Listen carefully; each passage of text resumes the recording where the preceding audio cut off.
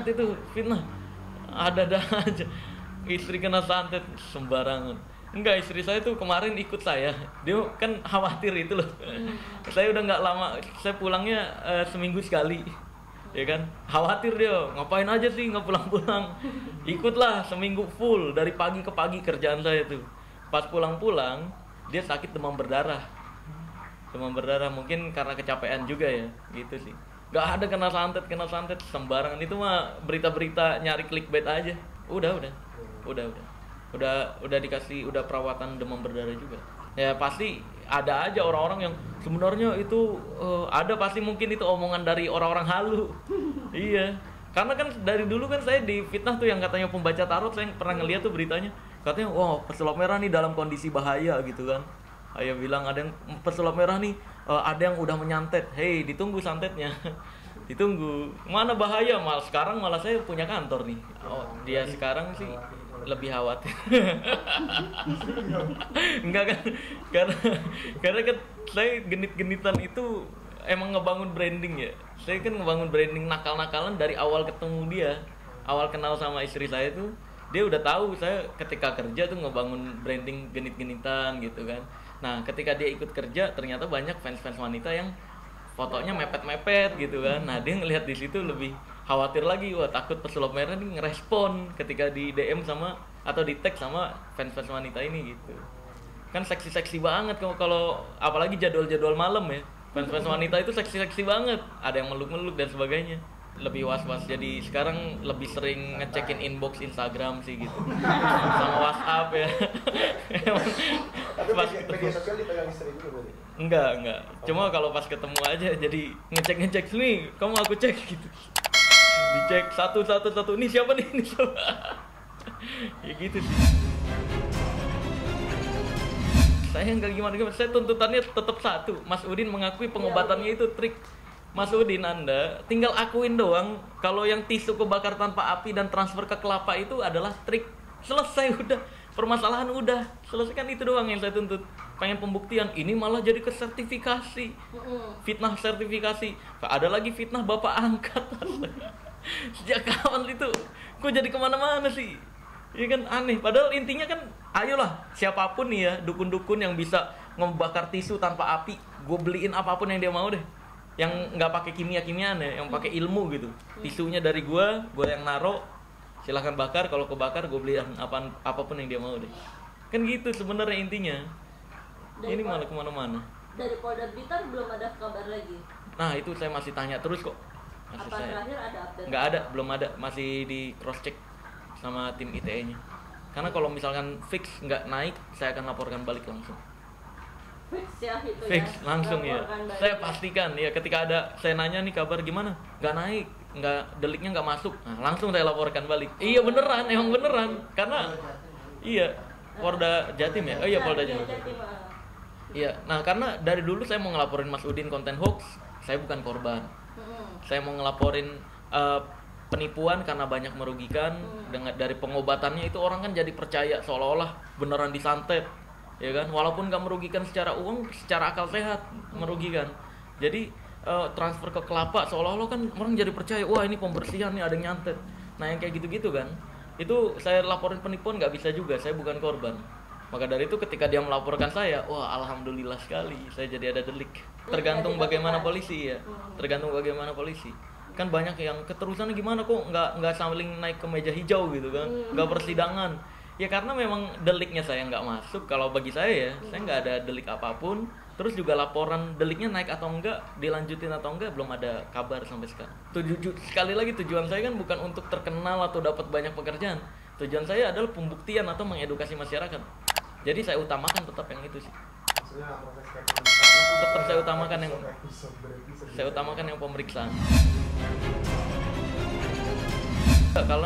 Kalau Pak Yan Nurindra itu mengajarkan Reiki itu secara ilmiah. Pak Yan Nurindra itu orang yang ilmiah banget. Semuanya dihubung-hubungkan dengan pikiran. Jadi di fakta pikirannya kayak gini gitu. Bahkan dalam kebal-kebalan atau dalam pertunjukan apapun, Pak Yan Nurindra ini selalu menggiringnya, ini penjelasan ilmiahnya kayak gini loh, faktanya kayak gini. Jadi bukan kegoib-goiban kalau Pak Yan Nurindra. Nggak ada tuh Reiki, Pak Yan Nurindra ngajarin ada cahaya yang masuk, nggak ada. Ada energi dan sebagainya. Dia menjelaskan secara ilmiahnya energi manusia seperti apa, bukti fakta yang dipercayai di Reiki seperti apa.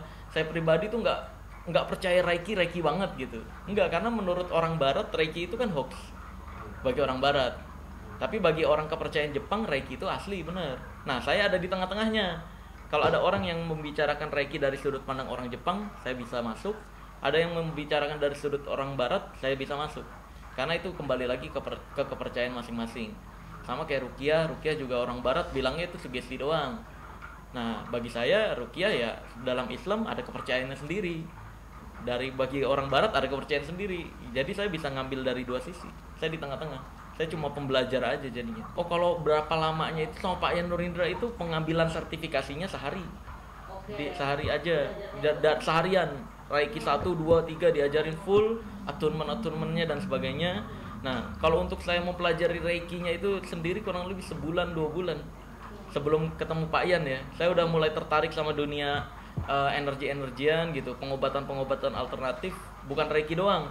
Saya belajar quantum touch. Jadi ada ngumpul-ngumpulnya dulu kita tuh. Ngumpul seminggu sekali atau seminggu 2 kali gitu kan.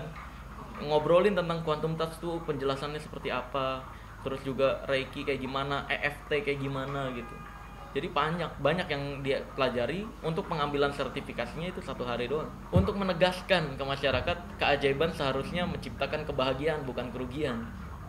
Iya, karena kan selama ini kan banyak kan, ya dengan nggak adanya edukasi, banyak yang menganggap sulap itu trik doang, pembohongan publik, akhirnya dipakai oleh perdukunan trik sulap untuk merugikan masyarakat umum gitu. Nah, dengan terkotorinya trik-trik sulap ini yang digunakan oleh perdukunan, saya berusaha membersihkan lagi. Keajaiban itu seharusnya menciptakan kebahagiaan bukan kerugian gitu. Datangin tempat-tempat umum kayak restoran, terus sekolah, untuk nunjukin keajaiban itu kayak gini loh harusnya, menciptakan kebahagiaan gitu. Bukan. Kalau gerebek-gerebek itu nggak beretika kalau asal-asal gerebek orang tanpa diundang. Saya kan selama ini kan pembuktian selalu diundang merekanya kan, makanya selalu saya tetap mementingkan etika lah. Dari dulu banyak tuh kan, datang lu kalau berani ke channel ini. Lah kan nggak diundang saya sama mereka, kecuali diundang merekanya yang ngundang, saya datengin baru. Iya, kembali mengingatkan keajaiban itu seharusnya dipakainya aslinya untuk hiburan loh, bukan untuk pengobatan gitu. Iya, memang begitu. Jadi dakwah yang disisipkan dalam seni hiburan. Jadi kan dalam dunia hiburan ini kan ditonton banyak orang. Nah, itu ingin berdakwah, kayak misalkan saya udah bilang kan, kayak yang filosofi debus yang lidah dipotong. Itu kan ingin menunjukkan bahwa fitnah itu lebih kejam daripada pembunuhan, lebih kejam daripada senjata-senjata ini.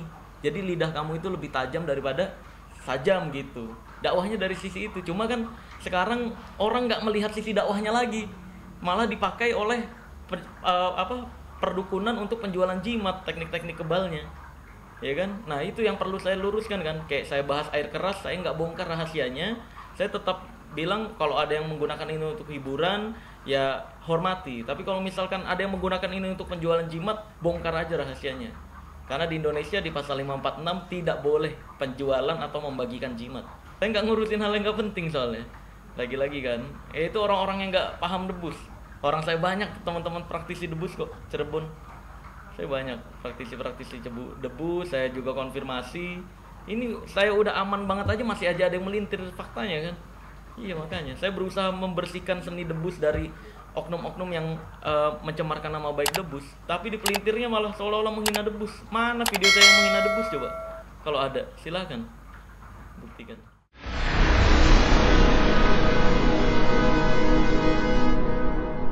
Jadi jangan lupa untuk subscribe Cumi Cumi. Ditekan ya tombol lonceng merahnya.